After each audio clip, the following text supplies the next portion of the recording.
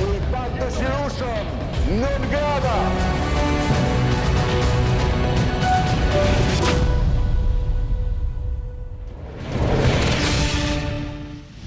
Vjojmë transmitimin së bashku tashmë me Virtual Worlds për të parë se çfarë ka ndodhur në botën virtuale. Kryeministri Edi Rama i tregoi vendin sekretares së brendshme të Mbretërisë së Bashkuar, pasi kjo e fundit tha se 700 familje shqiptare që nuk ka marrë azil, vazhdojnë të qëndrojnë në Angli. Në një reagim, Rama thot se Londrës nuk i vjen e keqja nga shqiptarët. Ai thekson se fal punës së përbashkët mes dy qeverive që nga fundi vitit 2022 kontrolli i emigracionit ka funksionuar dhe numri i emigrantëve shqiptar të parregullt është ulur ndjeshëm. Kryeministri Edi Rama përplaset me qeverinë britanike për dëbimin e 700 familjeve shqiptare që u është refuzuar azili dhe vijojnë të jetojnë në Britani të Madhe.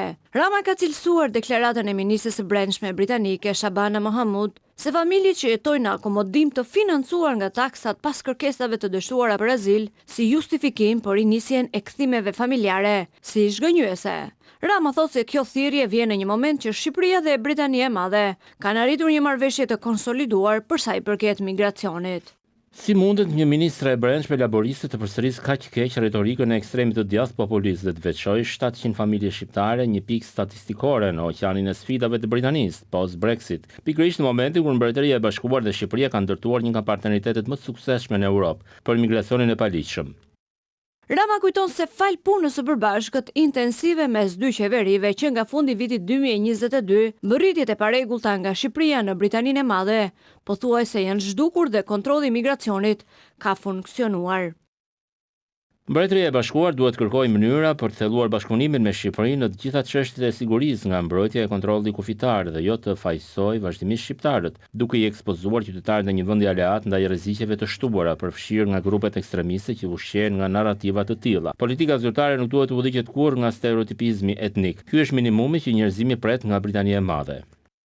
Në reagim, kryeministri shpreh se shqiptarët në Britani të Madhe janë kontribues në ekonominë britanike dhe përfitimet që marrin janë më të ulta se komunitetet e tjera. Ti veçosh ata në mënyrë të vazhdueshme nuk është politik, është një akt shqetësues dhe i pahishëm demagogjie, thekson Rama në reagimin e tij. Një ari i murm i cili kishte rënë në një kurth pikërisht në trebin të Pogratecit është shpëtuar, ka marrë ndihmë mjekësore dhe më pas është liruar në habitatin e tij nëpërmjet një operacioni nga Agjencia Kombëtare e Zonave të Mbrojtura në bashkëpunim me ADZM Korç, qendrën Avrat, njëkohësisht dhe stafin e Kopshtit Zoologjik të Tiranës.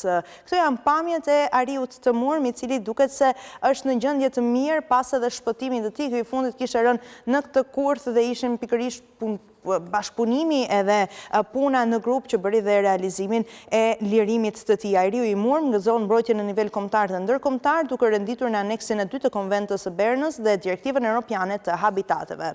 Patjetër një punë e jashtëzakonshme edhe nga veterineri, doktori veteriner Ariel Vasili së bashku dhe me persona të tjerë prezent.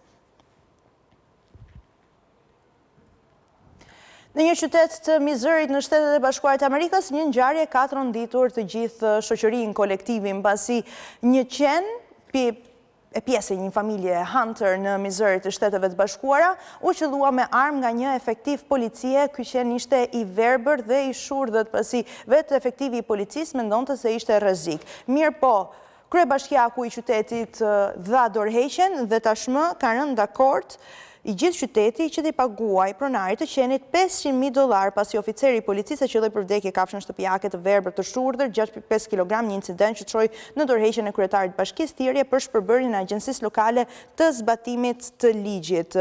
Teddy, një shih tzu i 5 vjeçar, ishte në fakt duke qëndruar kur vetë edhe oficeri i policisë Myron Woodson e qelloi 2 herë nga afër, ndërsa po i përgjigjej një telefonate nga një fshinj që raportonte një qen të humbur. Patjetër që Myron Woodson u largua pikërisht edhe nga puna e tij, u pezullua dhe larguar nga departamenti.